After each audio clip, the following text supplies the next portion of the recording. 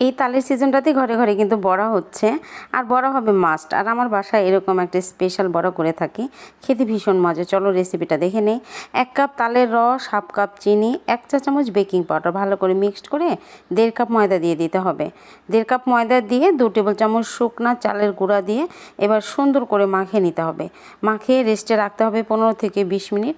এবার দেখো অর্ধেক নারকেল কুড়িয়ে নিয়েছি, তার সাথে হাফ কাপ চিনি দিয়ে খুব সুন্দর করে মিশিয়ে নিচ্ছি। একটু সেনে টেনে মিশিয়ে নিয়ে তারপরে যে চুলায় দিয়ে একটু মানে আঠালো করে নাড়ুর মতো বানিয়ে নিচ্ছি। দেখো গোল গোল করে নাড়ু বানিয়ে নিচ্ছি।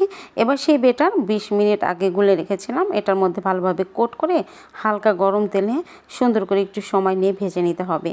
বড়াগুলো কম আঁচে ভাজবে, একদম ফুলকো ফুলকো হবে, আর দেখতে খুবই সুন্দর হয়, আর খেতে মাশাল্লাহ অনেক বেশি টেস্ট আর একদম সফট হয়। তুমি 4-5 দিন টেবিলে রাখলে ওরকমই থাকবে। তালে বড়া তো অনেক খেয়েছো, এভাবে একবার খেয়ে দেখো।